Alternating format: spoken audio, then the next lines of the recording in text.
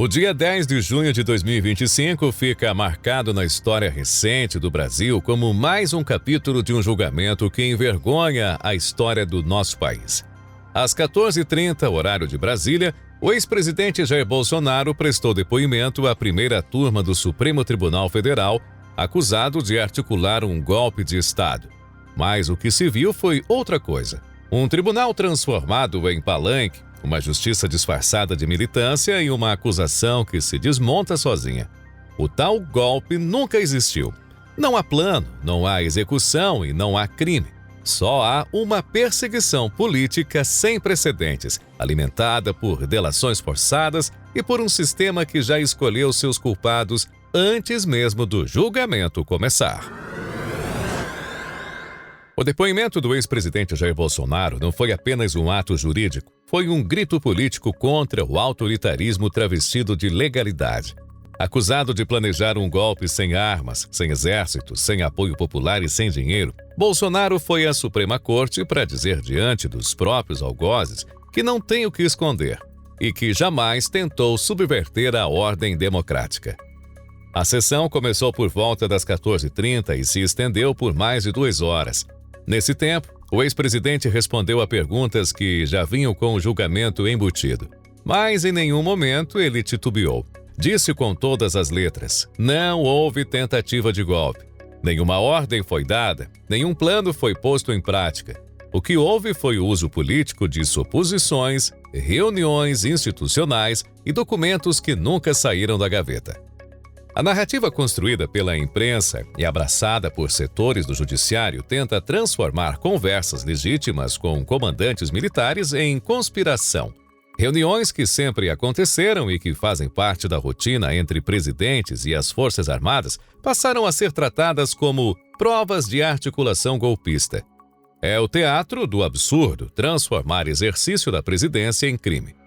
Durante o depoimento, Bolsonaro abordou a tal minuta do golpe, um esboço de decreto sem data, sem assinatura, sem valor jurídico. Um rascunho encontrado entre os pertences de terceiros, jamais publicado, jamais discutido oficialmente, e mesmo assim usado como base para justificar a maior ofensiva judicial contra um ex-presidente desde a redemocratização.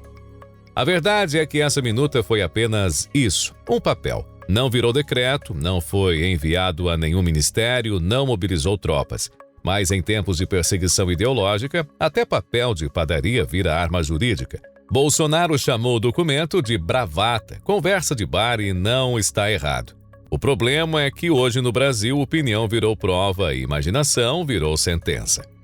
O ponto mais grotesco desse processo está nas delações, e o nome-chave é Mauro Cid. O tenente-coronel foi levado à condição de colaborador premiado depois de meses preso, sem julgamento, sem sentença e sem respeito ao devido processo legal. Cid, pressionado e também fragilizado e buscando aí a sua própria sobrevivência, passou a dizer o que os investigadores queriam ouvir. Mesmo assim, nem as palavras dele sustentam o que a acusação afirma. Em trechos do processo, o próprio Mauro Cid admite que não houve ordem direta de Bolsonaro para nenhuma ruptura institucional. As conversas citadas são vagas, baseadas em impressões e sem nenhum registro formal. São narrativas, não fatos. São suposições e não crimes. E mesmo assim, o STF leva isso adiante como se fosse prova irrefutável. Durante o depoimento, Bolsonaro também lembrou que estava nos Estados Unidos no dia 8 de janeiro de 2023, quando ocorreram os atos de vandalismo em Brasília. Ele não participou, não incitou e também não celebrou. Pelo contrário, ele mandou mensagens pedindo que os protestos fossem pacíficos e orientou o fim dos bloqueios. Mas nada disso importa para quem já decidiu que ele é culpado. A lógica atual é simples. Se você é Bolsonaro, é culpado até que se prove o contrário. E mesmo que se prove o contrário, continua sendo culpado. A atuação do ministro Alexandre de Moraes, que participou do julgamento e faz parte da própria acusação, seria inaceitável em qualquer país que respeite a imparcialidade judicial. Mas no Brasil atual, ele pode tudo: investigar, julgar, prender e censurar. E ainda presidir sessões onde é parte interessada. A separação entre acusador e julgador foi simplesmente enterrada. Hoje temos um tribunal inquisitorial onde o resultado do processo já está escrito antes mesmo de a defesa falar. Bolsonaro também ironizou o absurdo da acusação. Disse que, se quisesse dar um golpe, teria feito como se faz um golpe, com armas, com força, com ruptura institucional real. Mas o que fizeram foi transformar críticas e reuniões e discursos em indícios de crime. O processo inteiro se baseia em palavras ditas fora de contexto, trechos de conversas e interpretações ideológicas. E tudo isso está sendo usado não apenas contra ele, mas contra dezenas de aliados, generais, ex-ministros e até civis que ousaram apoiar o seu governo. É uma tentativa de banir uma corrente política inteira da vida pública, usando o judiciário como ferramenta de repressão. Bolsonaro encerrou seu depoimento sem pedir perdão, sem recuar, sem demonstrar medo. Mostrou firmeza, convicção e até senso de humor, ao sugerir, com ironia, que Alexandre de Moraes poderia ser o seu vice em 2026. Um deboche que escancarou o teatro em que o STF se transformou. O que vimos hoje não foi justiça. Foi um espetáculo político com toga e microfone. Um ensaio de como o sistema trata aqueles que ousam desafiar a hegemonia do poder. Bolsonaro foi julgado antes de ser ouvido. Sua culpa foi determinada antes mesmo das provas serem analisadas. E isso não é justiça, isso é perseguição.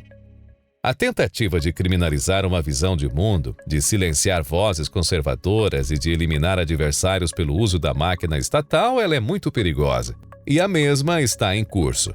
Hoje é Jair Bolsonaro. Amanhã pode ser qualquer um que se opõe ao projeto de poder que se instalou no país. O depoimento deste dia 10 de junho de 2025 deixa claro: o que está em jogo não é apenas o destino de um ex-presidente. É a liberdade de expressão, a segurança jurídica, o devido processo legal e o próprio equilíbrio entre os poderes da República.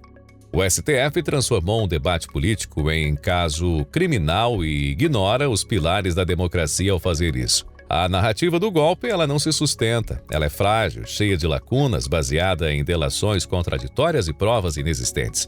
Nenhuma arma foi mobilizada, nenhuma tropa foi acionada e nenhuma ordem foi dada. Apenas reuniões institucionais, discursos públicos e documentos sem validade. Mas, para um sistema que já decidiu destruir Bolsonaro, os fatos não importam. O objetivo é o linchamento político. E o tribunal, que deveria ser o guardião da Constituição, se transformou em instrumento de vingança institucional. Olha, o Brasil precisa abrir os olhos. A perseguição de hoje contra Bolsonaro e seus aliados é o prenúncio do autoritarismo de amanhã contra todos. Não se trata de defender um homem, mas de proteger princípios. A Constituição está sendo rasgada em nome de uma vingança travestida de justiça e cabe a nós denunciar, resistir e jamais silenciar. Se você também acredita que a verdade deve prevalecer, compartilhe este vídeo. Deixe seu comentário, inscreva-se no canal Impávido Colosso e ajude a romper o silêncio imposto por um sistema que tem medo da liberdade. Porque quando a justiça serve ao poder, é o povo que precisa fazer justiça com a verdade. Um grande abraço e até o nosso próximo vídeo.